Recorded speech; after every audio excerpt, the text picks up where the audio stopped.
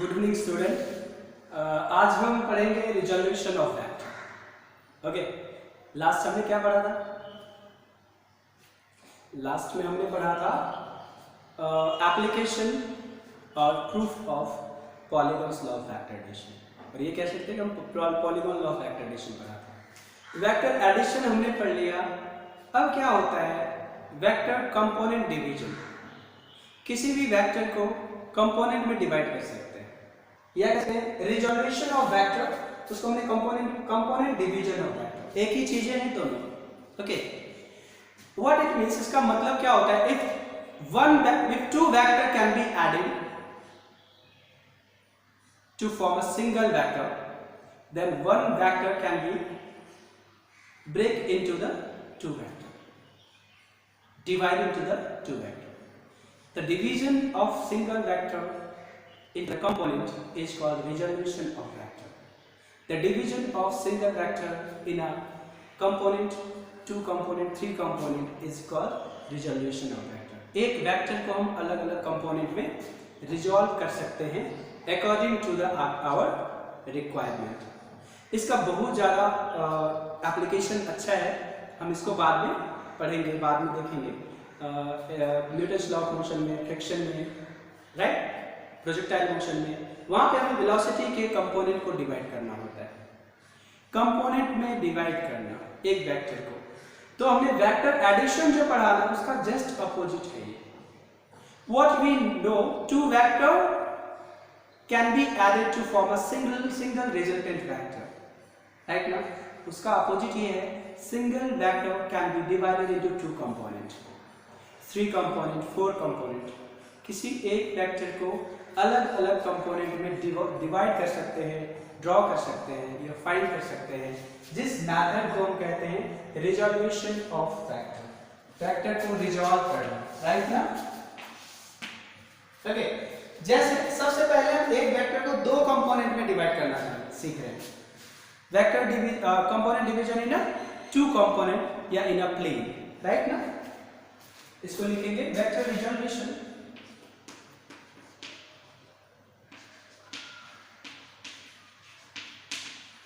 In a plane, या इसको कहते हैं into the two component, to the two component.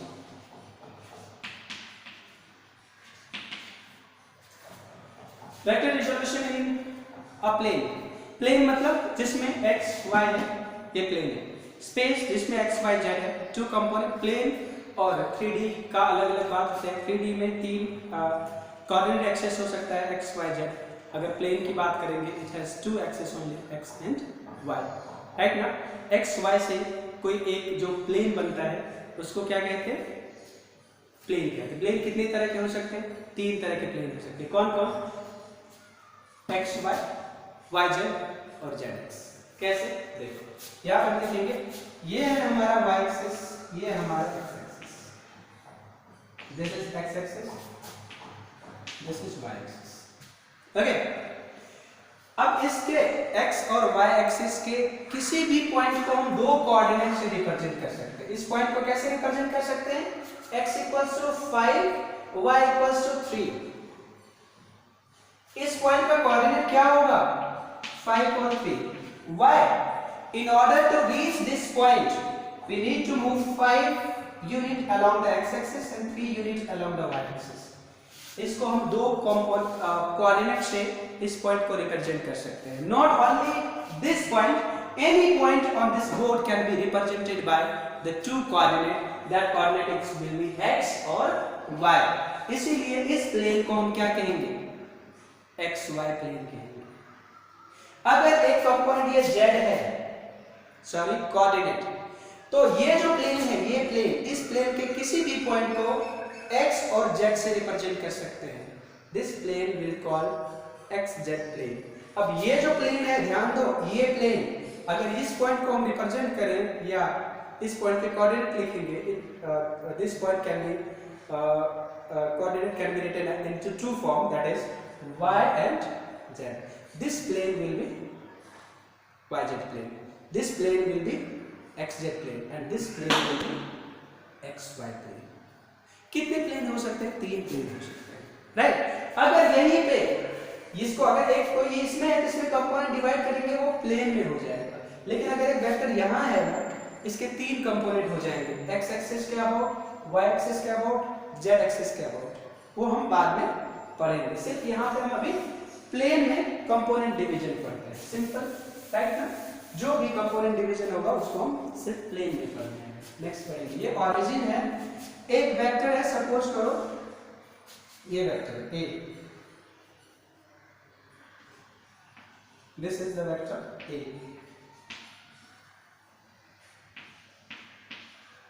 vector,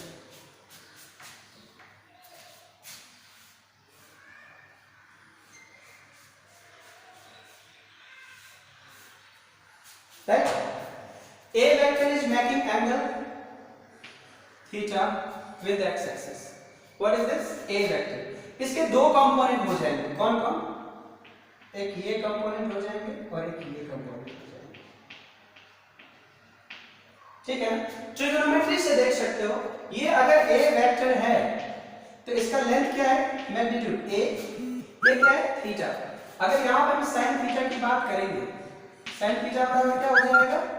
देखो o, इस पॉइंट को a, इस पॉइंट को अगर b लिखेंगे, अगर ये पॉइंट a है तभी a वेक्टर इसको कहेगा, तो हम क्या लिखेंगे इसको?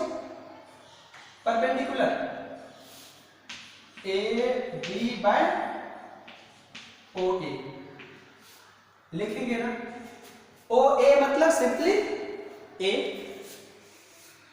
OA मतलब क्या हो जाएगा? सिंपली A हो जाएगा, क्योंकि ये A वेक्टर परपेंडिकुलर है, ये है A, तो हमारे पास क्या हो जाएगा? AB, ये लेंथ है, क्या हो जाएगा? A sin theta.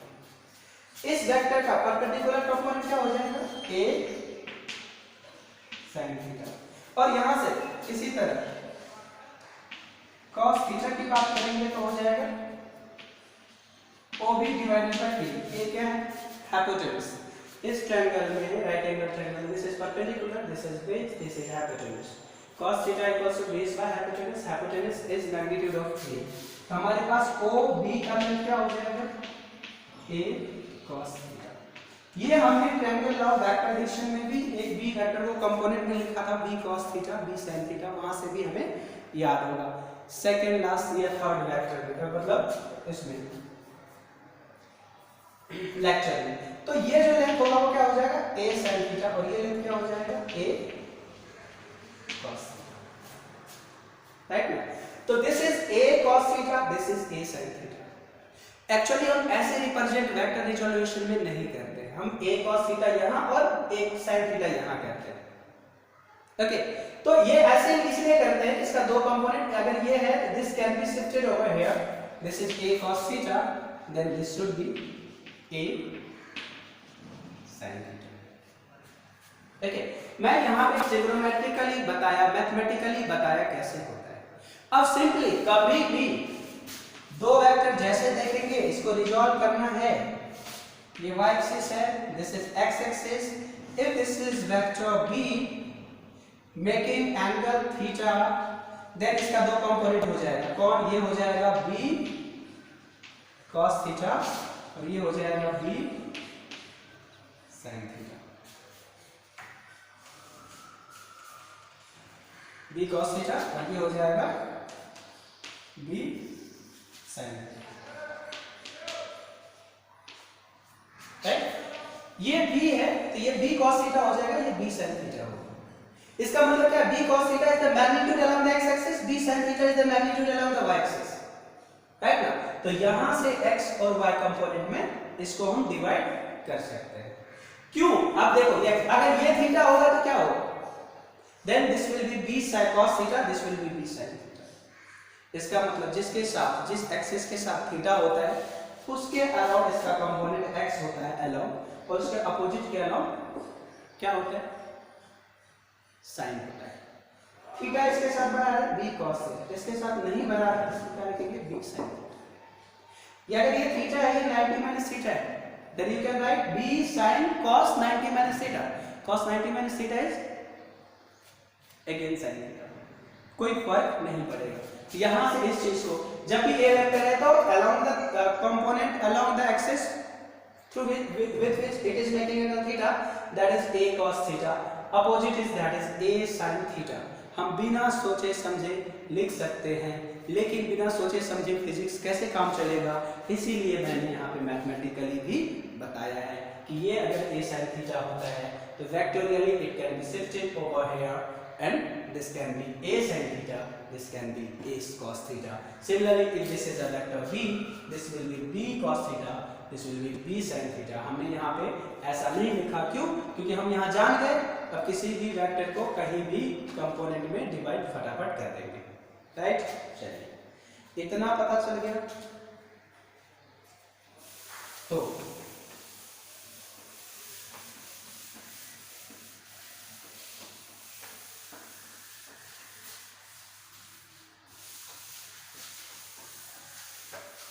और भी देख सकते हैं,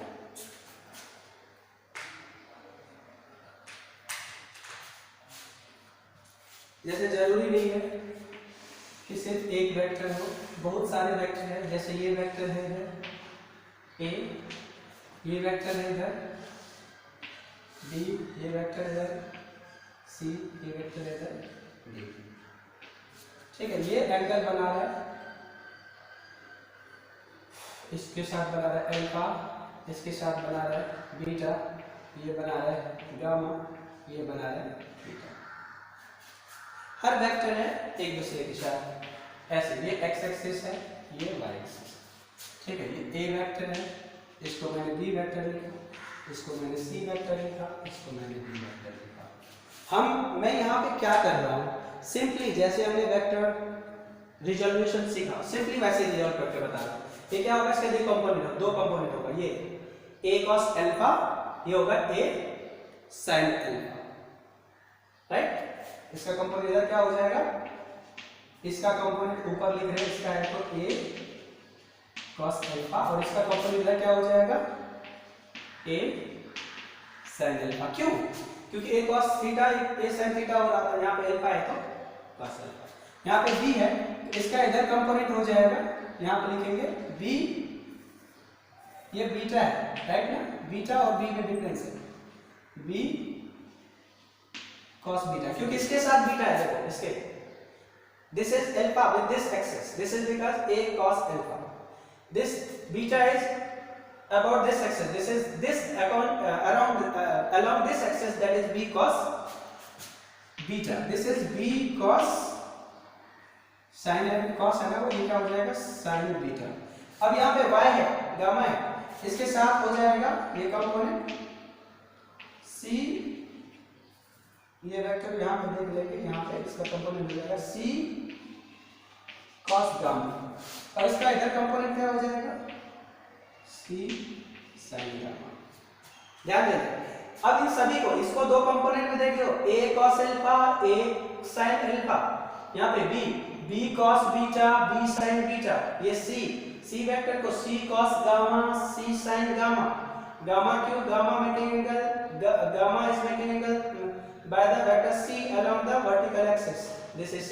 अब ये d है तो यहाँ से इधर हो जाएगा ये क्या, this d will become d cos theta and along this d sin theta। Okay, तो अब हम इस कंपोनेंट में डिवाइड करके हम ये दोनों, ये वेक्टर को हम हटा सकते हैं। इस मैंने क्या कहा, resolution of vector is the opposite to the addition of vector. हम अगर a sin अल्फा और क्या a cos अल्फा को ऐड करेंगे ना तो हमें a मिलेगा, डायरेक्शन भी a मिलेगा। इन दोनों कंपोनेंट को ऐड करेंगे तो b मिलेगा, और c sin alpha gamma c sin cos gamma को ऐड करेंगे तो c वेक्टर मिलेगा, d cos थीटा और d sin थीटा को ऐड करेंगे तो d वेक्टर मिलेगा। इसका मतलब क्या है, इस वेक्टर को हमने तोड़ा, दो पार्ट में डिवाइड किया। एक पार्ट क्या है, a cos अल्फा किधर है, x एक्सिस पे, दूसरा पार्ट क्या है, a sin अल्फा किधर है, y एक्सिस पे। अब a cos alpha, a cos beta को फिर से जोड़ देंगे, it will be a vector. हमने जो ये तोड़ा, इसको हम रिजोल्यूशन ऑफ वेक्टर कहते हैं। और if this two component will be added according to vectorially, then this will be called addition of vector. It means addition और रिजोल्यूशन आर अपोजिट कह सकते हैं, अपोजिट प्रोसेस। ओके, तो हम इस वेक्टर को अब क्या करेंगे, ए वेक्टर को हम इमर्ज कर सकते हैं, हटा सकते हैं, डिलीट कर सकते हैं। तो ये जो है सभी इफेक्ट एज इट इज रह जाएगा। तो अब अगर हम ये सभी A B C D vector को ऐड करना है, we need to add all these four vectors, then this is the method to add. First of all, we resolve these vectors into components along the x-axis and y-axis. Then, greater vector minus smaller vector, greater vector minus smaller vector. Right? हो जाएगा। और ये दो vector 90 degree पे मिलेगा, फटाफट a square plus b square कर देंगे, या component along this square, component along this square कर देंगे. That will be the resultant. Then हम एक ऐसा भी तरीका है, ये भी एक तरीका है वेक्टर को ऐड करने का, इजी वे में, कन्वीनियंसली, जब अगर कोई क्वेश्चंस इस तरह से हो तो, according to the numerical. Okay, तो इतने सारे मेथड हमने पढ़ा है, तो हम देखेंगे कौन सा मेथड कहाँ यूज करने से आसान होता है। राइट ना, कोई भी मेथड कहीं भी यूज कर सकते हैं, बट हम अपने कन्वीनियंस के हिसाब से यूज करेंगे। हम अपना किसी भी क्वेश्चंस के प्रॉब्लम को इजी करने के लिए यूज करेंगे। राइट, तो हम अगर practice if we are doing practice for problem, then sometimes after sometimes we need to know which law of addition will be applicable in order to sort out the problem. Okay, in order to minimize the difficulty of the problem. Okay everyone, चलो ये component division हो गया हमारा एक direction में, ठीक है। Component division of a vector in 3 coordinate axis, ये भी देख लेते हैं।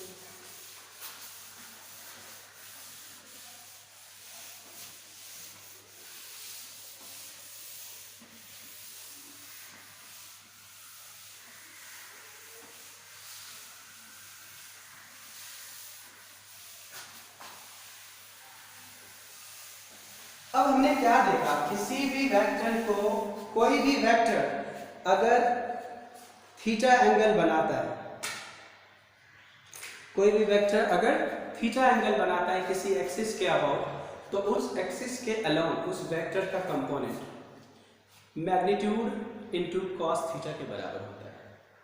ओके, तो एक और चीज मैं यहां बता रहा हूं, एक और चीज ध्यान देना है यहाँ पे।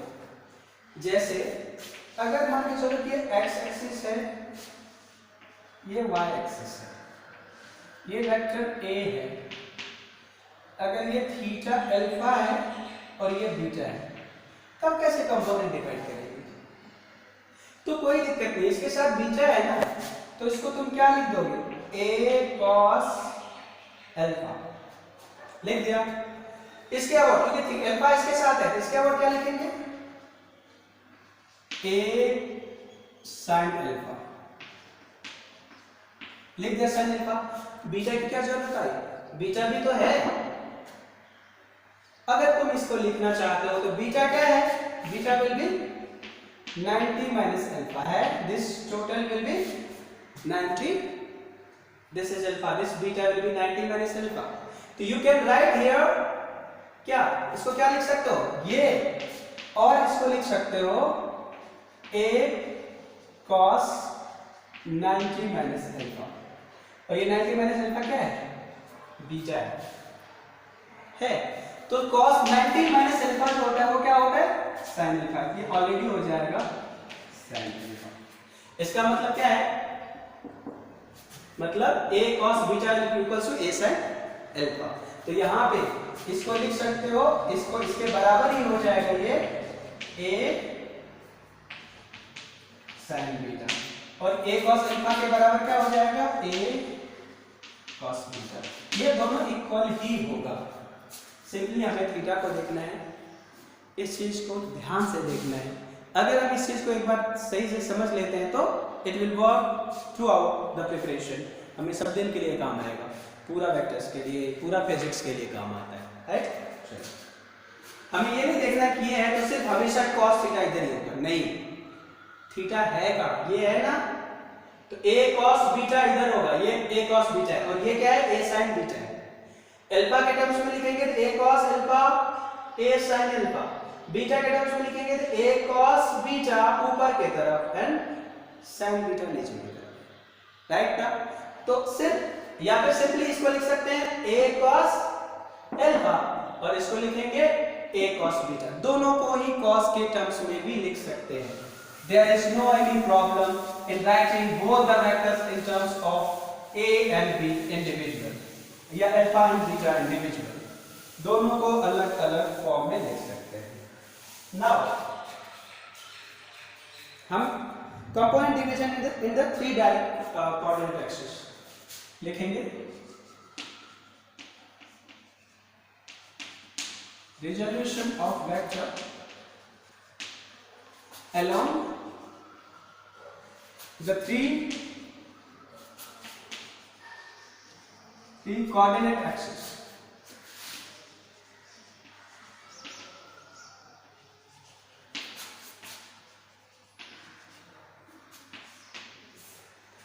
इसका क्या मतलब है, अगर कोई अभी इससे पहले हमने प्लेन में कंपोनेंट डिवाइड करते थे, component division in a plane, लेकिन जब कोई वेक्टर प्लेन में है ही नहीं, अगर इस बोर्ड पे है ही नहीं, ऐसे है, then vector has three components, one along the x axis, two along the y axis and three along the z axis, right ना। हम देखते हैं तो along the three coordinate axis जब है, this is x axis, this is y axis and this is z axis, hope कि दिखता होगा यहाँ, राइट ना। x axis, y axis and z axis, अगर कोई वेक्टर ये है, ये हम थ्री डायमेंशनल ग्राफ ड्रॉ करना आसान नहीं है, इट इज नॉट इजी, तो हम यहाँ पे सिंपली एक ग्राफ वेक्टर्स लिख देते हैं, ये हो गया, ये a वेक्टर हो गया, राइट ना, पोजीशन वेक्टर है ऑरिजिन से, राइट ना।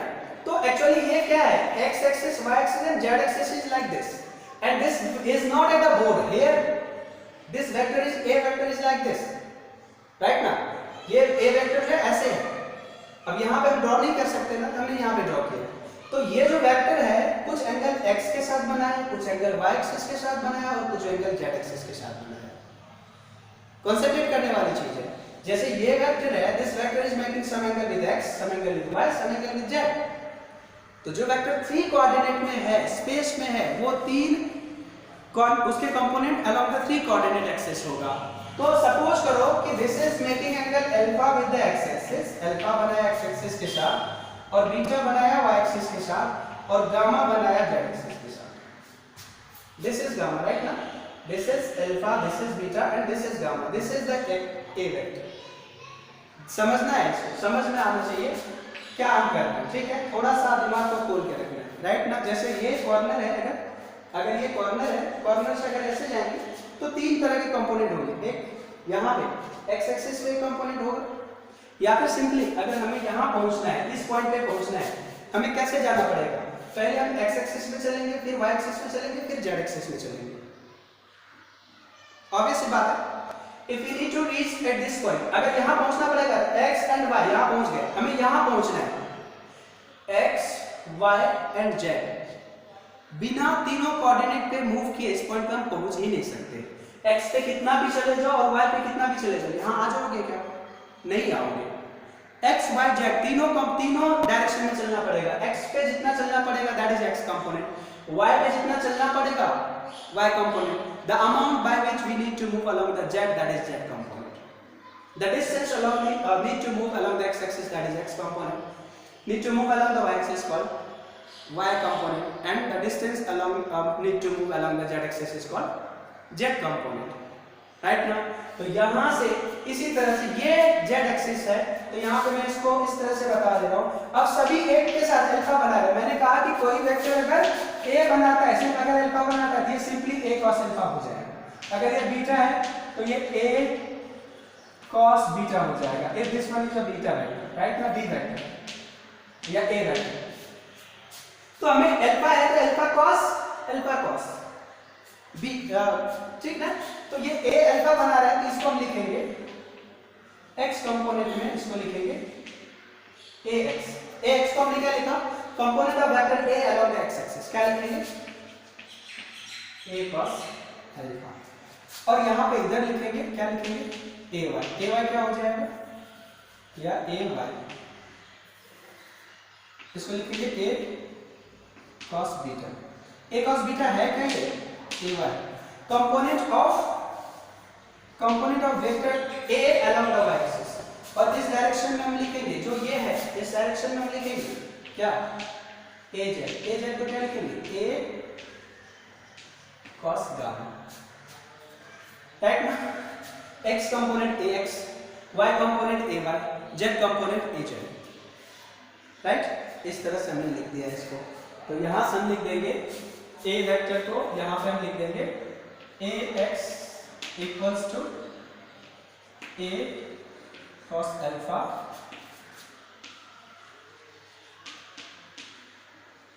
कंपोनेंट ऑफ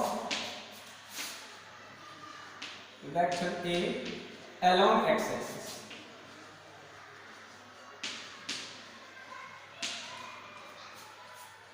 ठीक है। ay इक्वल्स टू क्या हो जाएगा a cos बीटा, इसको लिखेंगे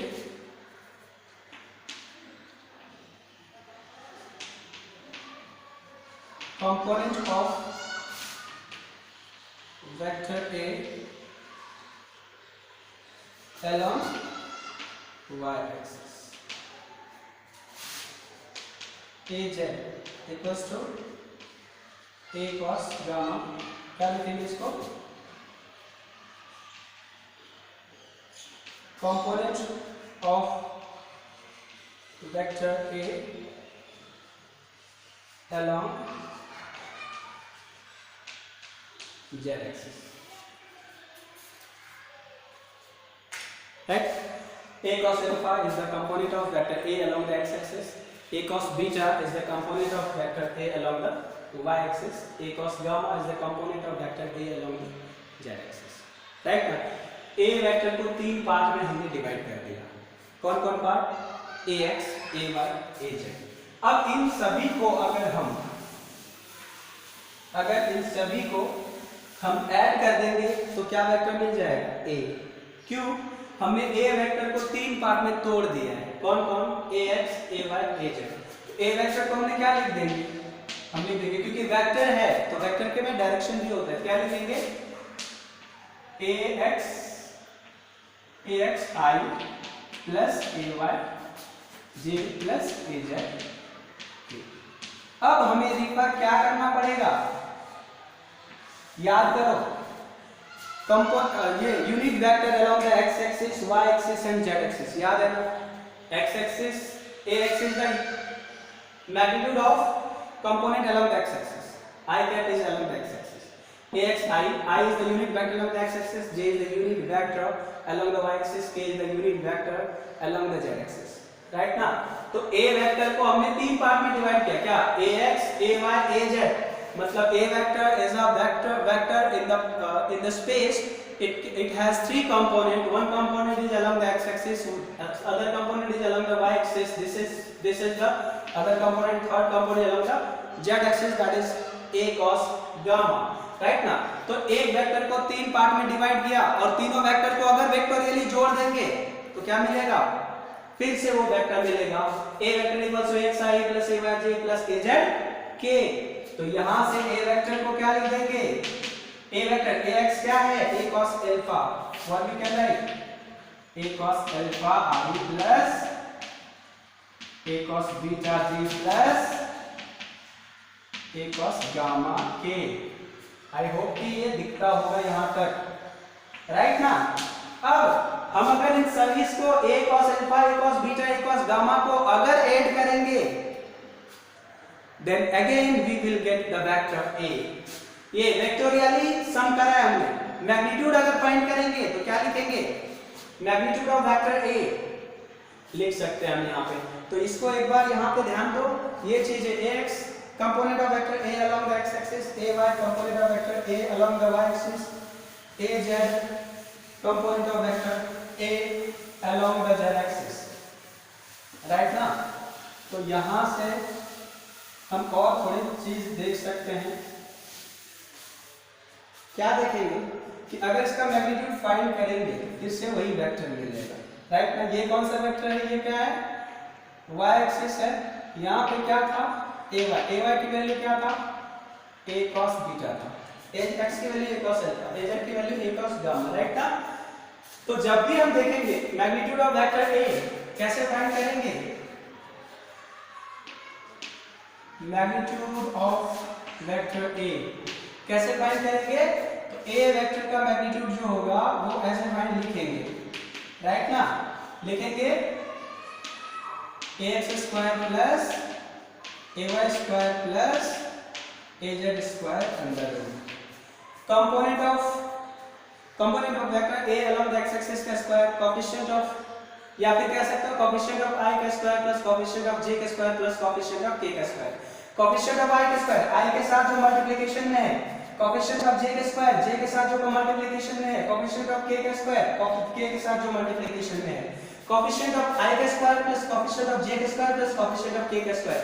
यहां ax is the coefficient of i, ay is the coefficient of j, az is the coefficient of k।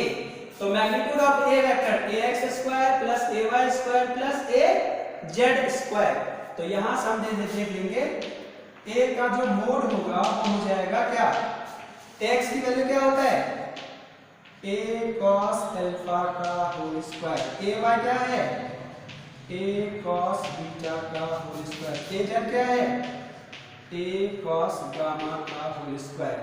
तो a मोड क्या हो जाएगा, लिखेंगे इसको a स्क्वायर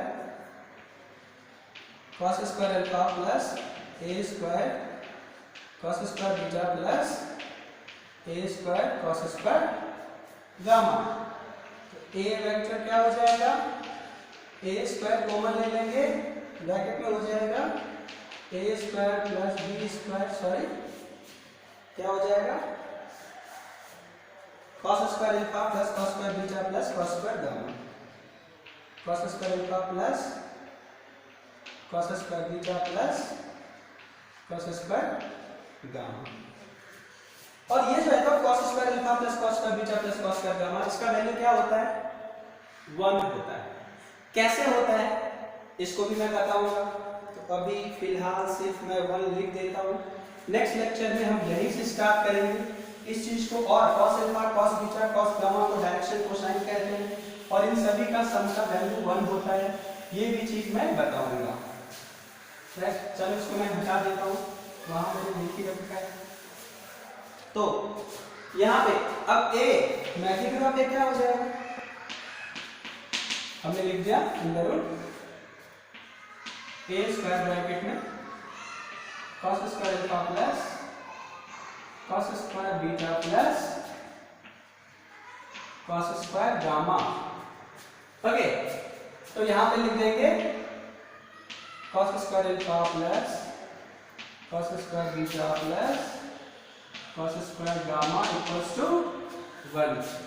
ठीक है, ये होता है, राइट।